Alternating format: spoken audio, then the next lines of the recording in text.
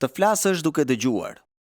Ai shpesh fillon te Marku 7, prandaj dëshiroj që të shkojmë atje për pak. Te Marku 7:35 kemi historinë e shërimit të një shurdh me meci. E mbani mend. Te vargu 33 thuhet se Jezusi, si e mori veçmas, larg turmës, ja shtiu gishtërinjtë e vet në vesh dhe mbasi e pështyu, ja preku gjuhën. Pastaj drejtoi syt nga qielli, psherëtiu dhe i tha, Efatha, që do të thotë hapu. Dhe menjëherë ati ju hapën veshët, ju zgjidh nyja e gjuhës dhe foli rrjedhshëm. Sigurisht, kjo është një mrekulli reale shërimi që ndodhi vërtet. Kur shkova në atë konferencë, diku tha se ky është gjithashtu një model dhe një shëmbëltyr për të gjithë ata që dëshirojnë të bëhen predikues të Biblës. Sepse derisa të na hapen veshët dhe të mësojmë të dëgjojmë atë që po na thotë realisht teksti i shkrimit, përbëjmë rrezik për veten dhe për të tjerët kur fillojmë të flasim. Ai tha, një nga arsyet pse kemi kaq pak efektshmëri në të folurit ton, është sepse jemi shumë të dobët në dëgjimin ton. Ndërsa po udhëtoja për këtu sot në mëngjes, dëgjova një statistikë të mahnitshme në një emision të radios publike kombëtare, National Public Radio. Në emision thuhej se në analizat e tyre, dhe në fakt nuk e di se si i bëjnë këto gjëra, por në analizat e tyre për Shtetet e Bashkuara, thuhej se kishin zbuluar që 50% e popullsisë nuk lexonte asgjë. Asgjë, asnjë revistë, asnjë gazetë dhe sigurisht asnjë libër. Dikush po më tregonte për një pastor që është në një kishë jashtëzakonisht të madhe në Amerikë. Ai tha se predikimi i tij kishte filluar të merrte një drejtim të keq. Jo se ai po bëhej heretik, por thjesht nuk ishte i mirë. Në përpjekje për të gjetur një shpjegim, dikush tha pak a shumë këtë. Ai nuk po dëgjon më. Thjesht nuk po dëgjon më. Ai nuk po e dëgjon atë që Jezusi ka për të thënë në Bibël. Nëse nuk mësojmë ta dëgjojmë me kujdes atë që fryma na thot në tekstin e shkrimit, atëherë është tepër e pahishme që të mendojmë se mund të çohemi dhe të flasim njerëzve hapur me një gjuhë të zgjidhur. Prandaj detyra e shtjelluesit është që të flas duke dëgjuar. Duke e bërë këtë, ne po i japim mundësi Biblës që të flasë në jetën e bashkësisë sonë. Ne po e sjellim tekstin përpara tyre në një mënyrë të tillë që ata të ballafaqohen prej tij dhe të kuptojnë se kjo Bibël është rëndësishme dhe ja vlen të merret parasysh. Disa nga ju do ta mbajnë mend nga hera e kaluar, që më dhat mundësi t'ju tregoja veprat e mrekullueshme të artit të dikut me një S të madhe dhe një T të vogël.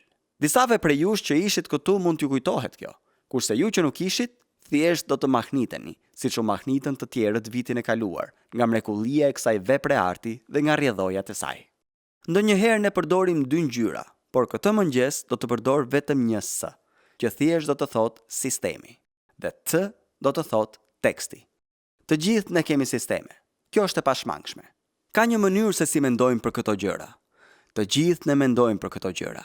Të gjithë kemi struktura sistematike dhe përjetojmë ndikime dhe sisteme nga lloj-lloj vendesh. Për këto jemi mirënjohës. Mirë po, nëse sistemi mbizotëron fort në të menduarit ton, atëherë do të ndodhë që sistemi do të mbizotërojë mbi tekstin e shkrimit. Në fakt, kur nuk e dim me të vërtetë se çfarë po bëjmë me tekstin e shkrimit, bashkësitë tona do të zbulojnë që gjithmonë po i kthehemi sistemit ton. Për shembull, nëse gjëja më e madhe që vlerësoni, pikpamja që keni për botën, është që ka shumë muzikë rock, dhe përgjigja për ta hequr qafe këtë është kthimi i Jezu Krishtit me fuqi dhe lavdi të madhe, atëherë nuk ka rëndësi se nga cili pasazh po predikoni. Në realitet do të jetë pothuajse e pashmangshme që ju të thoni, ky është problemi me muzikën rock, sikurse e thash edhe javën e kaluar. Sigurisht që përgjigja për këtë, sikurse e kam theksuar për një vit të tërë, është ky kthimi mrekullueshëm dhe i lavdishëm i Jezusit. Prandaj njerëzit dalin dhe thonë, ai qenë ka shumë i shqetësuar për muzikën rock dhe për kthimin e Jezusit në lavdi. Po çfarë mund të themi për faktin që ai po studionte kapitullin 7 të Marku? Po, kjo është piknisja. Kjo është piknisja. Ai nuk është shtjellues i tekstit. Ai thjesht e përdor tekstin si piknisje për të shkuar në përhumbje. Ka rreziqe të veçanta në lidhje me këtë gjë. Campbell Morgani tregon një histori të mrekullueshme, të cilën ju a kam treguar më parë, për dikë që ishte baptist me B të madhe dhe nuk mund të shkëputej dot nga fakti i pagëzimit.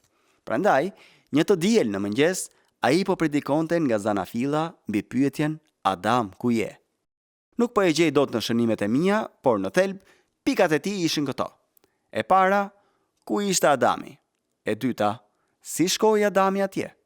E treta, si po e kërkonte Perëndia. Dhe e katërta, disa fjalë në lidhje me temën e pagëzimit. Por, në fakt, aspekti edhe më dëmtues i kësaj qasjeje është, sidomos kur sistemi shfaqet mbi gjithçka, që nëse e lejojmë një sistem të sundoj aq shumë mbi qasjen tonë ndaj Biblës, do të priremi të predikojmë ato të cilave do të referohesha si predikime me fraza pohuese. Kështu për ne bëhet e mundur që të predikojmë në thelb të njëjtin predikim nga çdo pasazh i Biblës. Ajo që ndodh është që teksti i shkrimit nuk trajtohet nga predikuesi dhe, për pasojë, as nga bashkësia. Ka fare pak ndjeshmëri ndaj zhanrit letrar të materialit, qoftë ky apokaliptik, poetik, narrativ apo shëmbëltyr. Të gjitha këto elemente, të cilat janë kritike në vetvete, zbehen dhe trajtohen në nivelin prozaik të një teksti teologjik. Pastaj nuk bëhet asnjë përpjekje për t'u dhënë ndonjë peshë apo për t'i trajtuar siç e meritojnë elementet lirike, dramatike ose ironike të tekstit. Zotërinj, nëse shohim se në thelb po predikojmë në të njëjtën mënyrë, pavarësisht nëse predikojmë narrativat e veprave të apostujve, apo po bëjmë një seri studimesh nga një personazh i Theatës së vjetër si Jozefi, pavarësisht nëse po shkojmë te Psalmi 13, deri kur do të më harrosh, o Zot, vallë kështu do të jetë për jetë, deri kur do të më fshehësh fytyrën tënde, deri kur do të marr vendime në shpirtin tim dhe do të kem pikëllim në zemrën time tërë ditën, deri kur do të ngrihet armiku im mbi mua. Nëse shohim se kalojmë në përgjithë këto zhanre dhe predikimet tona dalin një lloj, për shkak të sistemit nga i cili vim dhe të cilin e sillim në predikim, atëherë nuk po i shërbejmë si duhet tekstit, dhe sigurisht që nuk po u shërbejmë si duhet anëtarëve të bashkësisë sonë. Një pjesë e kësaj që po themi ka të bëjë me vëzhgimin. Vëzhgimi. Ta shohësh tekstin në një mënyrë që na ndihmon të kuptojmë se, në fakt, nuk kuptojmë. Rreziku më i madh me të cilin përballemi është të besuarit se kuptojmë përpara se realisht të kuptojmë. Kushdo qofshin komentuesit tanë të preferuar, qoftë Warren Wiersbe për një studim të shpejtë të Biblës të mërkurën në mbrëmje, qoftë seria e komentarëve nga MacArthuri me gjithë egzegezën e pasur, apo kushdo qoftë, nëse shkojmë një herë te komentarët ose nëse e kemi përvetësuar atë lloj materiali, atëherë gjasat janë që nuk do të jemi kurrë mjaft të lirë për ta parë tekstin e shkrimit dhe për të thënë, ku është kjo? Vështirësia është që kur vim te teksti dhe themi, e dim se çfarë ka këtu, ka fare pak nga zëllim në veten tonë. Ka fare pak zbulim që e bëjmë vetë. Prandaj bashkësia jonë nuk ndjen as nga zëllim dhe as zbulim. E si munden vallë? Në realitet nuk ka pasur as nga zëllim dhe as zbulim. Ne thjesht po e përcjellim. Për shembull, le ta ilustrojmë këtë gjë me një shembull nga kapitulli i 10 i Veprave të Apostujve. Sërish kjo është një nga të preferuarat e Dikut. Ai ka disa të tilla në të gjithë Biblën. Nuk e kam idenë se si i gjen ai të gjitha këto, por le të shohim Veprat e Apostujve 10:42. Këtu shohim Pietrin duke folur në shtëpinë e Kornelit. Vargu 41. Jezusi u shfaq, jo mbar popullit, por dëshmitarëve të parazgjedhur nga Perëndia, neve që hëngrëm dhe pim bashkë me të. Mbasi ai u ngjall prej së vdekurish.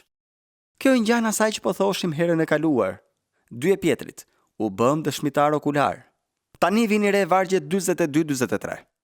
Dhe na urdhëroi t'i predikojmë popullit dhe të dëshmojmë se ai është ai që Perëndia e ka caktuar gjykatës të gjallëve dhe të vdekurve. Për të dëshmojnë të gjithë profetët, se me anë të emrit të tij merr faljen e mëkateve kushdo që beson në të. Tani duam që t'i hedhim një vështrim të mirë kësaj. Vini re se theksi bie mbi ai dhe atë.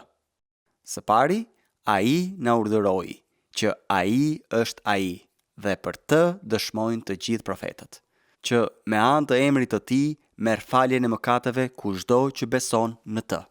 Pra së pari, e gjitha kjo ka Krishtin në qendër. Pietri po flet këtu për Jezusin. Është ai, atë. Në vend që të jetë unë dhe imja, dhe ideja ime e vogël e kështu me radhë. Jo, duket qartë që Pietri po thotë, ajo që shohim këtu është Jezusi. Gjëja e jashtëzakonshme është kjo, që ai na urdhëroi t'i predikojmë popullit. Pse predikoni ju? Ai na urdhëroi t'i predikojmë popullit dhe të dëshmojmë. Vini re, se ai është ai që Perëndia e ka caktuar gjykatës. Ai u dha apostujve një mesazh gjykimi. Shikojeni.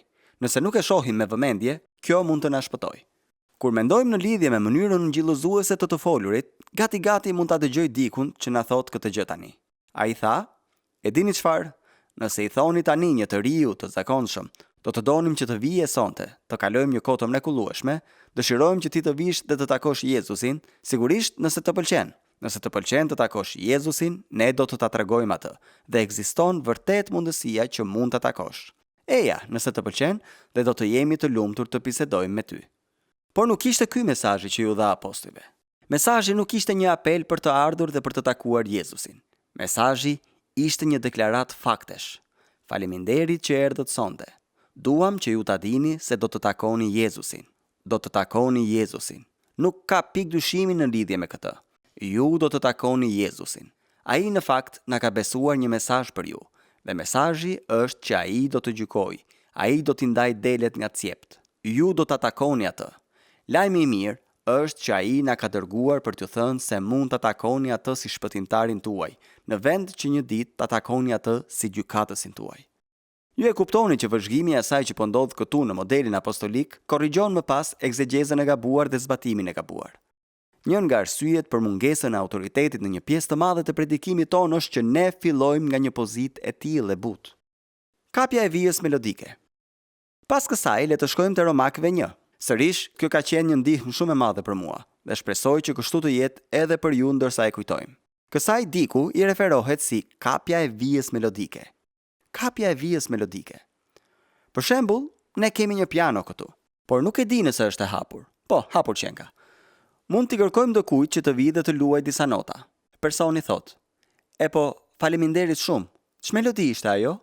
"E po, ishin disa nota nga një himn i mrekullueshëm." "E kuptoj. E po, faleminderit që i luajtët ato nota." Kjo nuk ka pasur ndonjë ndikim shumë të madh tek unë. Megjithatë, nuk jam i sigurt se si përputhet gjithçka. E po, në fakt është kështu. Ja pra ku jemi tek Ungjilli sipas Lukës. Jemi në kapitullin 14 dhe shkojmë te vargu 6. Ne themi: "Ky është vargu 6 dhe dëshiroj t'ju flas për vargun 6. Kjo është nota fa dhe dëshiroj ta luaj për ju. Kjo është nota si diez dhe dua ta luaj për ju. Këtë mund ta bëjmë. Bashkësitë tona i ndjekin studimet tona. Ato nuk kanë fare një koncept se si lidhen bashkë të gjitha këto ose pse Perëndia i ka vendosur në atë mënyrë. Por ne tregohemi shumë besnik në shpjegimin e kuptimit të vargut 6. Megjithatë, ka shumë të ngjarë që ne vetë jemi në rrezik që të na shpëtojë vija melodike, duke mos u larguar pak nga teksti për të zbuluar se çfarë po ndodh aty. Për shembull, Romakëve. Për çfarë bën fjalë libri i Romakëve? Romakëve është një përmbledhje teologjisë. Kështu thon të gjithë, apo jo? Letra e Romakëve është përmbledhja më madhështore e teologjisë së Palit. Që Pali e shkroi Romakëve për të themeluar teologjinë, domethënë doktrinën e drejtësimit me anë të besimit. E po, sigurisht që është e tillë. Mirë po, a është ky thelbi i saj? Romakëve 1:16. Unë nuk kam turp për ungjillin e Krishtit. Ju thoni, ky është thelbi. Tani po i afrohesh, Alister. E drejtë, ka të bëjë me ungjillin. Romakëve ka të bëjë me ungjillin. Keni shkuar te vargu i duhur. Pse? Sepse ai është fuqia e Perëndisë për shpëtimin e cilit do që beson, më parë judeun e pastaj grekun. Shkoni në fund të librit, Romakëve 16:25-26. Por ati që mund t'ju fuqizoj juve sipas ungjillit tim dhe predikimit të Jezu Krishtit, sipas zbulesës së misterit, të mbajtur fshehur prej kohësh të përjetshme, por tani u shfaq me anë të shkrimeve të profetëve, sipas urdhërimit të Perëndisë të përjetshëm. Vini re, dhe u njoh ndër të gjitha kombet për t'i sjellë në bindjen e besimit. Për këtë bën fjalë letra e Romakëve. Ka të bëjë me apelin universal të ungjillit. Kjo është domethënia e kapitujve 9, 10 dhe 11, që si hebrejt, ashtu edhe jo hebrejt, tani janë mbledhur bashkë nën planin sovran të Perëndisë. Mirë po ne mund të kalojmë në për letrën drejtuar Romakëve dhe të trajtojmë material mbi drejtësimin dhe ta kemi drejt, dhe mbi shenjtërimin duke studiuar kapitujt 6, 7 dhe 8, të shpjegojmë vendin e judenjve dhe gjithçka tjetër, dhe të arrijmë deri te kapitulli 16, dhe njerëzit tanë të mos e kuptojnë kurrë se ajo që gjejnë në letrën e Romakëve është mbrojtja e Palit për ungjillëzimin botëror. Kjo është vija melodike. Ajo fillon te Romakëve 1:16 dhe mbaron te Romakëve 16:26. Mirë po ju e kuptoni që nëse nuk largohemi mjaftueshëm nga teksti, nëse nuk i lidhim shënimet, atëherë bëhet diçka e palidhur. Me qëra fjalat, të njëjtën gjë e shihni edhe te 2 Pjetrit, siç filluam atje herën e kaluar. Kthehuni atje për disa çaste. Cila është domethënia e 2 Pjetrit? E po, ka shumë herezi që po përhapen, ka shumë probleme e kështu me radhë. Mësuesit dhe predikuesit e rrem po vinë vërdall, dhe ata duhen trajtuar. Sigurisht që po. Dhe si u drejtohet Pjetri atyre? E po, ai thot: dua që të rriteni në perëndishmëri.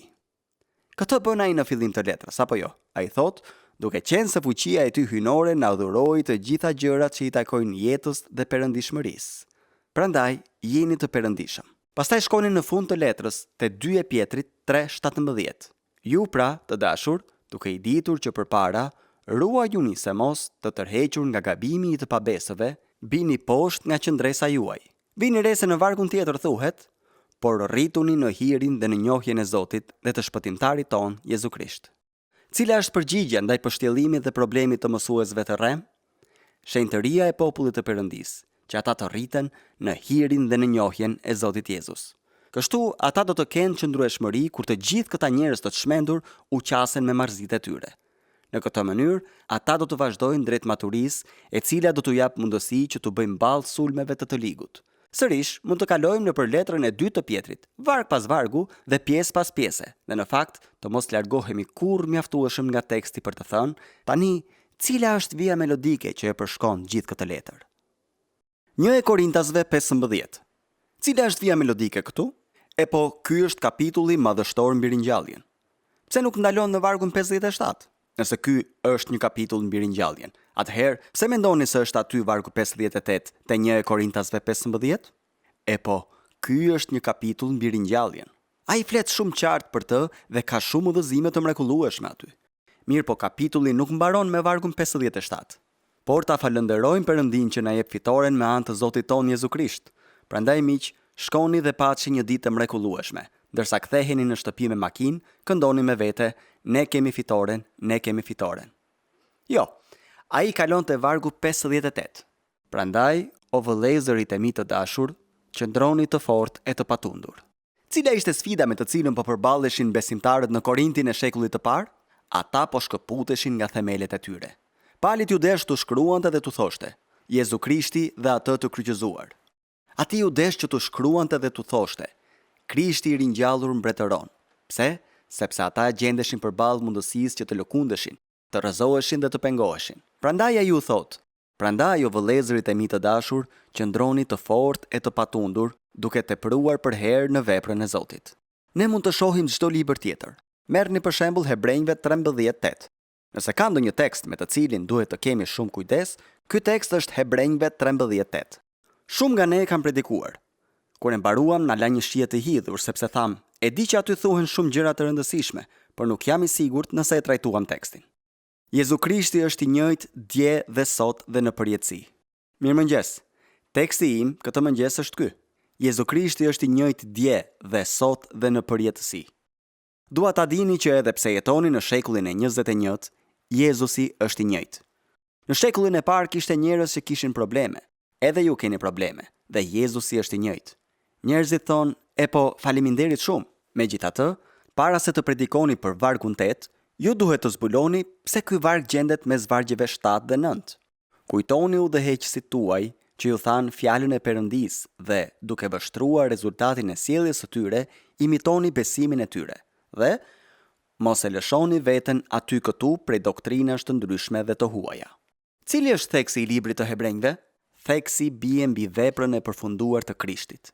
Bie mbi mjaftueshmërinë e fjalës së Perëndisë. Çdo formë egzegeze për Hebrejve 13:8 që nuk na bën të kuptojmë se e gjithë ideja e këtij vargu është të theksoj faktin që Jezusi është i njëjtë në veprën e tij të përfunduar dhe në fjalën e tij të fundit. Mos u rrëmbeni nga ato mësime të huaja, sepse Jezusi ka përmbushur gjithçka. Ai vetë është i ulur. Prandaj, çdo shpjegimi i Hebrejve 13:8 që nuk trajton veprën kryepriftërore të Krishtit, mund të jetë një predikim i mirë devocional. Ne nuk do të përcjellim të pavërteta njerëzve tanë. Mirë, po ka të ngjarë që të na ketë shpëtuar pika kryesore. Është shumë e lehtë që ta bëjmë këtë. Më lejoni që t'ju jap një shembull të fundit dhe dëshiroj të them edhe diçka tjetër. Pastaj do ta mbyll. Por te Luka 13 mu duk sikur ngeca për sa i përket marrëdhënies mes këtyre gjërave. Tani jemi duke studiuar Lukën. Arritëm te Luka 13:10. Këtu kemi një histori tjetër të Jezusit në një ditë shabati. Ai po mësonte në sinagogë dhe aty ishte një grua e cila kishte qenë e kërrusur për 18 vjet. Ajo ishte e kërrusur dhe nuk mund të drejtohej dot. Jam i sigurt që ju kujtohet historia. Po e studioja dhe arritëm te vargu 9. Pastaj po kalonim te vargu 10. I hodha një sy Biblës sime dhe thash: "Oh, këtu pas kemi sërish një predikim tjetër në lidhje me shabatin dhe me shërimin në ditën e shabatit. Pastaj një predikim për farën e sinapit dhe për majan. Pastaj një predikim për derën e ngushtë dhe pastaj një predikim mbi vajtimin e Jezusit për Jerusalemin." Kujdes, hapni syt. Mbani mend që këto ndarje janë bërë nga njerëzit shumë më vonë pasi u shkrua teksti. Ndarjet nuk janë të frymëzuara. Pavarësisht se sa shumë që studioja gjatë javës, nuk po e zbuloja dot se si kalohet nga shërimi i gruas në ditën e shabatit te Jezusi që pyet: "Kujt i përngjan mbretëria e Perëndisë?" dhe me se ta krahasoj. Sepse në fund të fundit, ajo që keni te Luka është një shpalosje e pasazhit nga Luka 4, apo jo? Sot ky shkrim u përmbush në veshët tuaj. Ai më vajosi për të ungjillëzuar të varfrit. Ai më dërgoi për të shëruar ata që e kanë zemrën të thyer, për të shpallur çlirimin e të burgosurve dhe kthimin e të parit të verbërve. E kështu me radhë. Sot ky shkrim u përmbush në veshët tuaj. Kujt i përngjan mbretëria e Perëndisë dhe me se ta krahasoj. Prandaj krejt papritur kuptova që nëse do t'i shkëputja këto dy shëmbëltyra të vogla nga ndodhia që Luka na jep këtu, në shërimin e kësaj gruaje, ende do të mund të thosha gjëra për shëmbëltyrat që do të ishin në rregull. Ende do të mund ta trajtoja tekstin e shërimit të gruas. Edhe kjo do të ishte në rregull. Mirë po mendoj se do të më kishte shpëtuar thelbi. Që Jezusi po u flet njerëzve. Ai vjen në sinagogë. Ai vjen në vendin e mësuesit në sinagogë dhe nga të gjithë njerëzit që janë aty, ai zgjedh këtë grua e cila është krejtësisht e shpërfillur. Ajo është një grua me nevoja të veçanta, e cila njëkohësisht dallohet dhe shpërfillet nga të tjerët. Ajo qëndronte në cepat e shoqërisë. Sigurisht që ajo nuk do të kishte qenë një person kyç në sinagogë. Të gjithë njerëzit janë aty dhe vjen mësuesi e thot: "Dua që ti të dalësh këtu përpara. Dua të flas me ty." Ajo ishte e kërrusur dhe nuk mund të drejtohej. Jezusi i tha: "Ti je e liruar nga lëngata jote." Ai vendosi duart e tij mbi të dhe ajo u drejtua menjëherë dhe përlëvdonte Perëndin. Farisejtë e pamend thjesht tërbohen nga ajo që po ndodh në ditën e shabatit. Ata ndihen të poshtëruar. Dishepujt e tij janë të kënaqur me të gjitha gjërat e mrekullueshme që ai po bënte. Jezusi thot: "Kujt i përngjan mbretëria e Perëndisë dhe me se mund ta krahasoj? Ju e shihni se çfarë ndodhi këtu? Kështu është mbretëria e Perëndisë. Sot shkrimi është përmbushur në veshët tuaj. Unë kam ardhur që t'i marr njerëzit e kërrusur dhe t'i drejtoj, që ata të mund ta lavdërojnë Perëndin." E di që nuk duket dhe aq dramatike. E di që kjo grua nuk është një kampione e lagjes. E di që ajo nuk do të ketë një dëshmi të fuqishme. Mirë po, në fund të fundit, kujt i përngjan mbretëria e Perëndisë? Ajo në fakt i ngjan një fare sinapi, të cilën dikush e mbjell në kopshtin e vet. Ajo i ngjan majas, e cila vepron në qetësi dhe në mënyrë të padukshme, gjë që nuk dallohet menjëherë nga të gjithë. Ai po i mësonte dishepujt e tij. Prandaj, kur ju dhe unë themi, nuk mendoj se këtu po ndodhin shumë gjëra. E dini çfarë, kam qenë duke predikuar për një farë kohe dhe ishte vetëm zonja filan. Ajo u bë e krishterë. E dini se kush është zonja filan? Ajo ka qenë në periferi për shumë vjet. Kujt i ngjan mbretëria e Perëndisë? Të qëndrosh në vijë. Dëgjoni, dëshiroj t'ju jap edhe një gjë tjetër dhe pastaj mund të diskutojmë për këto gjëra. Në fakt, ka shumë të tjera si kjo. Dua të them se mund të kalojmë shumë të tilla, por nuk dëshiroj që të bëhet e lodhshme në asnjë mënyrë. Kur bëhet fjalë për predikimin, ne kemi folur për çështjen e sistemeve, skicave dhe gjërave. Sërish, kjo është një mënyrë tjetër në të cilën, nëse nuk tregohemi të kujdesshëm, do të zbulojmë që i gjithë predikimi ynë është një lloj, sepse pavarësisht se çfarë ndodh, teksti duhet të sforcohet dhe të përshtatet cili do sistem që ne kemi vendosur si sistemin që e bekon Perëndia. Personalisht kam përjetuar një liri të madhe që i lë mënjan të gjitha këto gjëra dhe thjesht të lejoj tekstin që të ketë përsi. Mund të ketë 1 pikë, mund të ketë 2 pika, mund të ketë 3 pika. E dini çfarë? Puritanët njiheshin për numrin e madh të pikave. Dikush u çua në takimin e mbrëmjes dhe tha: "Duke qenë se predikimi im sot në mëngjes kishte 47 pika, predikimi im sonte nuk do të ketë asnjë pikë." Disa nga ne kanë kapur mirë këtë. Mirë po më lejoni që t'ju tregoj ndoshta veprën time më të mirë të artit, të cilën e trashëgova nga diku i dashur. Ja tek e keni. Do ta lë këtu, nëse ndonjë nga ju dëshiron që t'i bëj një foto më pas, pasi nuk ka pikë dyshimi që kjo është mbreslënse. Siç mund ta shihni, kjo është një vijë, dhe rëndësia e kësaj vije është që të na kujtojë se kur trajtojmë tekstin e shkrimit, duhet të qëndrojmë në vijë. Të qëndrojmë në vijë. Vija është udhëzimi i qartë i vetë shkrimit, i cili na pengon të shkojmë sipër vijës, duke thënë më shumë nga sa thot Bibla, dhe na pengon edhe të shkojmë poshtë vijës, duke thënë më pak nga sa thot Bibla. Prandaj poshtë vijës mund të vendosim liberalizmin, një lloj neo-ungjilorizmi partizan, pragmatizimin e rritjes së kishës. Të gjitha këto mendoj se janë poshtë vijës. Sipër vijës mund të vendosim fanatizmin, pietizmin, pentakonstalizmin emocional dhe çdo gjë tjetër që dëshironi të vendosni aty. Ne duhet të flasim të vërtetën, gjithë të vërtetën dhe asgjë tjetër përveç së vërtetës. Prandaj, pasi ta kemi përgatitur materialin ton, duhet që vazhdimisht të pyesim: a ka ndonjë gjë që duhet të hiqet dhe të hidhet tej, sepse sinqerisht sapo kam kaluar sipër vijës? Ose a ka ndonjë arsye pse kam vendosur që këtë varg të caktuar ta kaloj, sepse në fund të fundit ju e dini që dikush në bashkësi ka një opinion në lidhje me atë varg? Prandaj ju zbrisni poshtë vijës.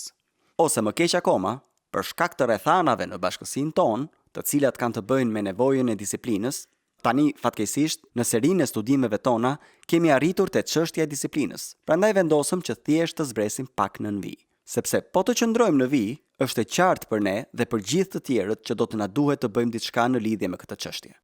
Dhe sigurisht që kjo na sjell te pyetja: a dëshironi ta udhëhiqni bashkësinë tuaj apo dëshironi që bashkësia juaj t'ju pëlqejë? Nëse nxitemi nga dëshira për pranim dhe për të pëlqyer nga njerëzit, atëherë do të zbulojmë se do të shkojmë herë lart dhe herë poshtë vijës. Mirë po, nëse do të trajtojmë vetë shkrimet, të qëndrosh në vijë është e domosdoshme.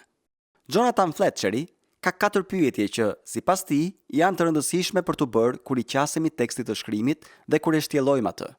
Pyetjet janë këto: çfarë po thotë realisht Bibla? Pse është këtu? Pse e thot në këtë mënyrë?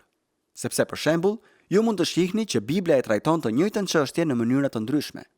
Pali mund ta trajtojë diçka në një mënyrë, ndërsa Jakobi mund ta trajtojë në një mënyrë tjetër. Ata në fakt po trajtojnë të njëjtën çështje. Prandaj kjo është pyetje me vend. Pse po e trajton shkrimtari këtë çështje në këtë mënyrë, nën frymëzimin e frymës së shenjtë? Dhe pyetja e katërt është kjo: çfarë është befasuese këtu? Mendoj që më shumë se për çdo çështje tjetër, kjo ka qenë ajo për të cilën diku më ka ndihmuar më tepër, që të mos kërkoj gjëra të reja. Nuk po flas për përpjekjen për të gjetur gjëra të reja, por po them që realisht të habitemi nga Bibla. Kjo është një gjë befasuese. Kjo është e jashtëzakonshme. Ajo ndjesi mahnitjeje dhe surprize e nxit hulumtimin ton të mëtejshëm. Ju e dini se 2 Timoteut 2:7 thot: "Mendoji ato që të them, dhe Zoti të dhënë mend për të gjitha." Mendo për këto gjëra. Mos fillo me një herë të predikosh. Mendo për to. Mungesa e reflektimit në jetën e ngarkuar të shumicës prej nesh është një mungesë domethënëse, e cila është e ngjashme me mungesën e meditimit. Vëllezër, mendoj se në udhëzimin e frymës së Perëndisë dhe në drejtimin e Perëndisë ka zbulime të jashtëzakonshme. Nuk po flas për zbulime të panjohura dhe të çuditshme. Thjesht po flasim për atë lloj reflektimi që na bën jo vetëm nxënës të Biblës, por edhe njerëz që ja nënshtrojmë gjithë jetën tonë asaj. Dikush ka thënë me shaka se në krahasim me ato 4 pyetje, pyetjet postmoderne që bëhen dhe u sugjerohen studentëve të Biblës janë këto. Në vend të çfarë thuhet realisht, pyetja është si të bën të ndihesh. Në vend të pse është aty, thuhet ç'gjë të kujton që dëshiron ta tregosh.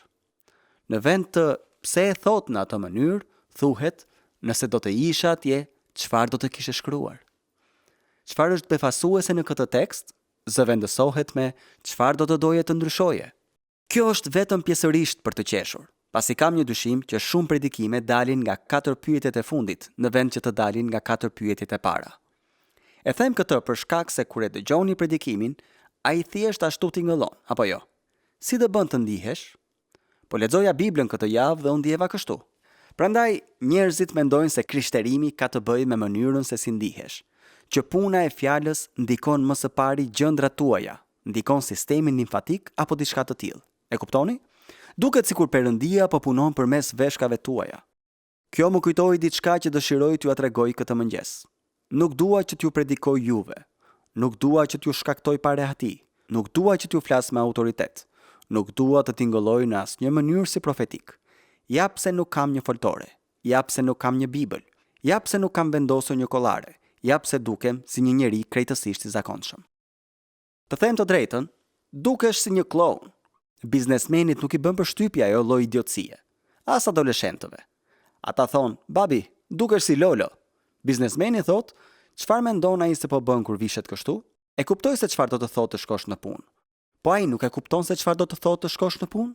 Mos vallë shërbesa pastorale i ngjan një pushimi të gjatë në Havaj? Ai më krijon përshtypjen që është shumë i shkujdesur për gjithçka, që kjo punë nuk e trazon fare për brenda. Kjo më kujtoi diçka që dua t'ju tregoj. E dini çfarë?